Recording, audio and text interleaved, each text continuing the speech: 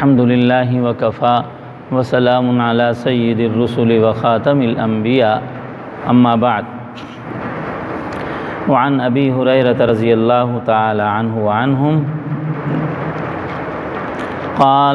قال رسول الله صلى الله عليه وسلم إذا كان أول ليلة من شهر رمضان صفدت الشياطين ومردت الجن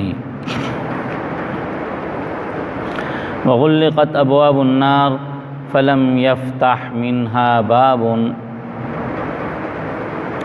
وفتحت أبواب الجنة فلم يغلق منها باب وينادي مناد يا باغي الخير اقبل ويا باغي الشر اقصر ولله عتقاء من النار وذلك كل ليلة رواه الترمذي وابن ماجه ورواه أحمد عن رجل وقال الترمذي هذا حديث غريب۔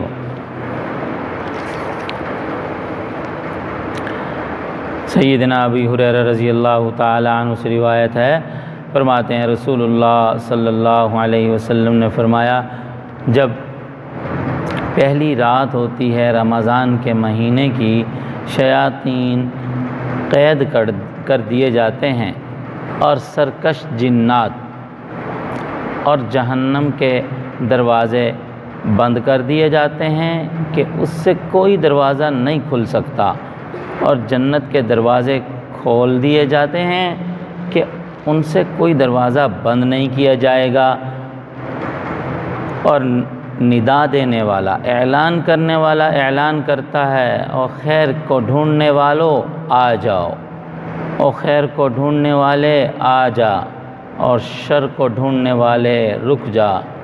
اللہ کے لیے آزادی ہوتی ہے آگ سے، اور یہ رمضان کی ہر رات میں ہوتی ہے۔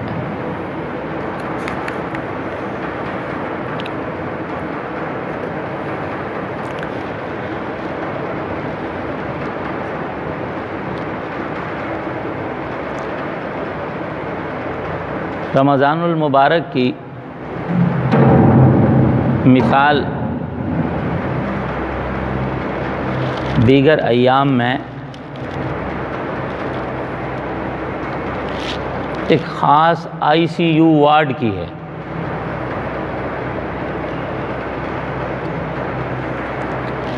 کوئی حساس مریض ہو تو اس کو ایمرجنسی وارڈ میں رکھا جاتا ہے،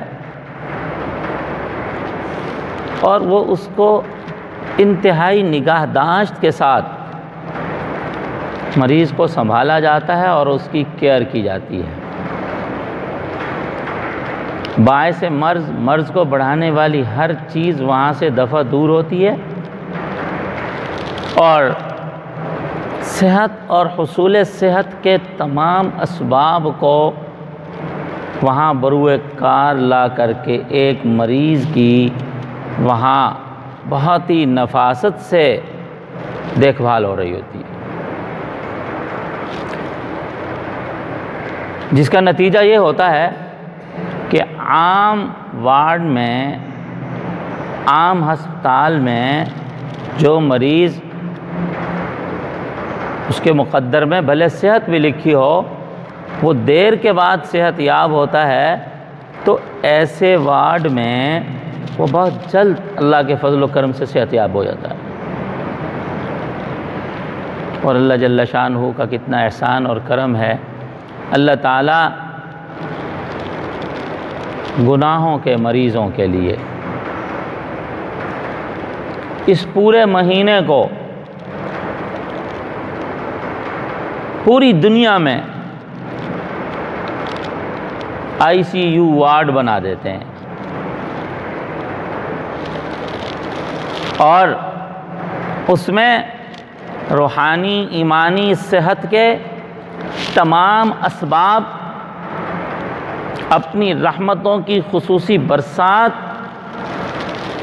معاون بنا دیتے ہیں، اور انسانی بگاڑ کے، انسانی فساد کے، عمل و ایمان کی بربادی کے جتنے مؤثر ذرائع ہوتے ہیں ان کو کنٹرول کرا لیتے ہیں۔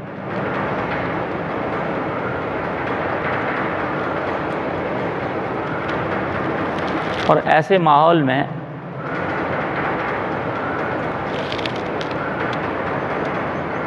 کوئی ضدی مریض ہی ناکام واپس آ سکتا ہے یا اس کی تقدیر میں خدا نے شفا نہیں لکھی، ورنہ تو اس کو شفا نصیب ہو جاتی ہے۔ چنانچہ رسول اللہ صلی اللہ علیہ وسلم کا ارشاد ہے، جب رمضان کے مہینے کی پہلی رات ہوتی ہے شیاطین قید کر دیے جاتے ہیں، اور سرکش جنات بھی۔ ایک عام مفہوم تو اس کا یہی ہے، جو شیاطین باندھ دیے جاتے ہیں۔ اب سوال یہ ہے کہ بہت سارے لوگ پھر بھی گناہوں میں مصروف ہوتے ہیں، ان کی جوں کی توں زندگی ہوتی ہے۔ تو دو باتیں ہیں، ایک بات ہے کہ رمضان میں چونکہ قرآن اترنے کا آغاز ہوا، اور پھر ہر رمضان میں جبریل علیہ السلام کی خاص تشریف آوری ہوتی تھی حضور سرور کائنات صلی اللہ علیہ وسلم کے ساتھ قرآن کریم کا دور کرنے کے لیے،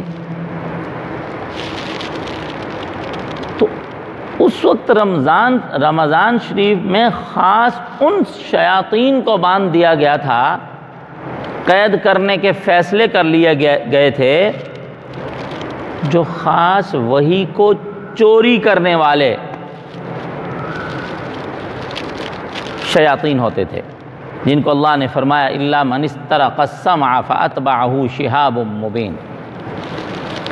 اور ان سے حفاظت سے متعلق اللہ نے قرآن میں فرمایا وَحَفِظْنَاهَا مِن كُلِّ شَيْطَانٍ رَجِيمٍ۔ اس وحی اور قرآن کو ہم نے ہر مردود شیطان سے محفوظ بنا دیا۔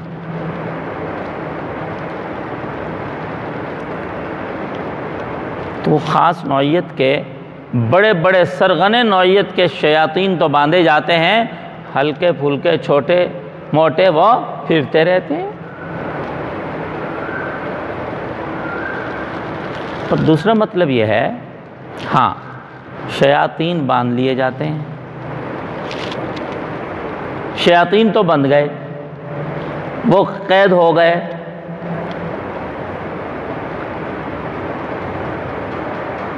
لیکن شیاطین کی جو 11 مہینے کی محنت ہے وہ بہرحال کچھ نہ کچھ تو اس مہینے میں چلتی رہتی ہے۔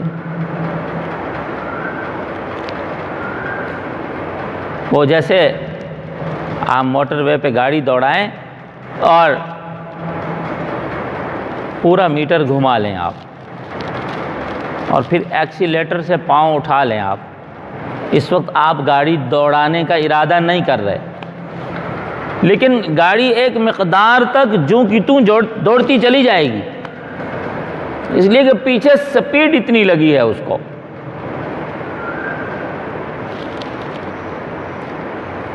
لیکن بہرحال اس گاڑی میں کسی درجے میں کمزوری ضرور آ جاتی ہے، اب وہ بڑھنا نہیں کم ہونا شروع ہو جاتی ہے، بحال نہیں پیچھے آنا شروع ہو جاتی ہے۔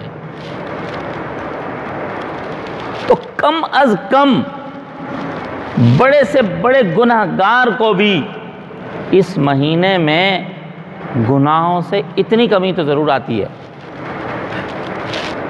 کہ جس سپیڈ اور رفتار سے وہ جا رہا ہوتا ہے، وہ رفتار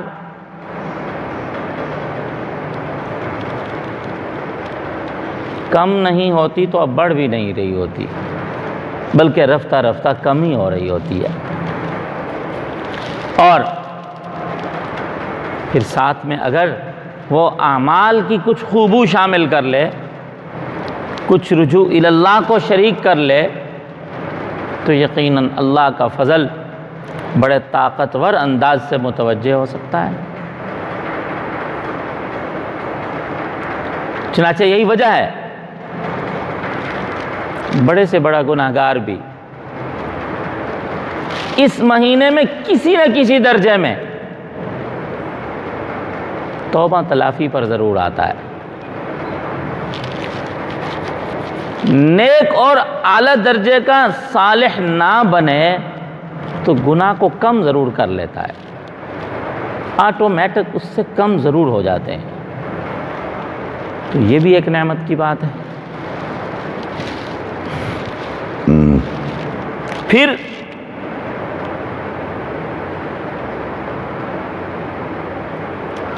گناہ پر لگانے والی چیز وہ صرف شیاطین نہیں،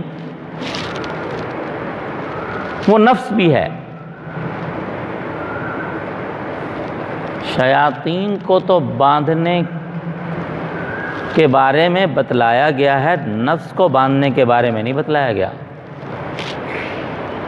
وہ نفس جو ہے وہ اس روزہ اور روزے کو جب اس کی صفات کے ساتھ روزے کو روزے کے خشوع خضوع کے ساتھ جب ادا کرتے ہیں تو اس سے پھر نفس کمزور ہوتا ہے۔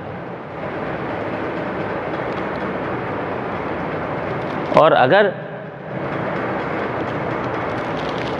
نفس کو بھی پوری طرح نہ ہو تو پھر بھی پوری طرح خلاصی نہیں ہوتی۔ چنانچہ مشائخ نے لکھا ہے شیطان تو بہت سارے لوگوں کو خراب کرتا ہے، شیطان کو کس چیز نے خراب کیا؟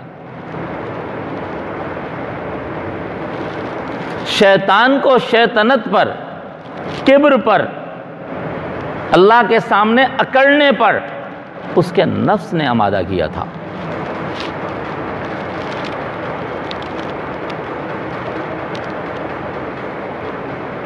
تو اس کا مطلب ہے وہ نفس جس نے ابلیس کو شیطنت پر ابھارا اور شیطنت پر لگایا، وہ تو بہرحال موجود ہے، اس کو تو کوئی زنجیر اور سنگل نہیں لگے بھائی۔ ہاں، روزہ جب خشوع خضوع سے انسان رکھتا ہے تو اس میں بھی کسی درجے میں کنٹرول آتا ہے۔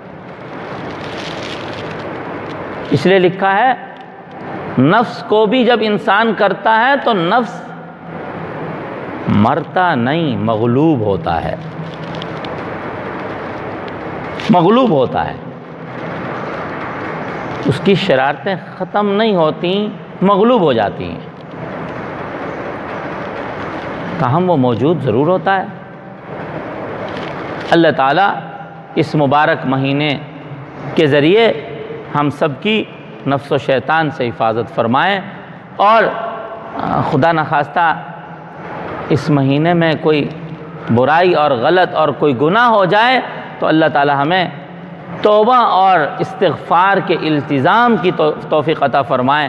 جیسے یہ عشرہ مغفرت چل رہا ہے تو اس عشرہ مغفرت میں تو بہت ہی استغفار کا اہتمام اور التزام رہنا چاہیے۔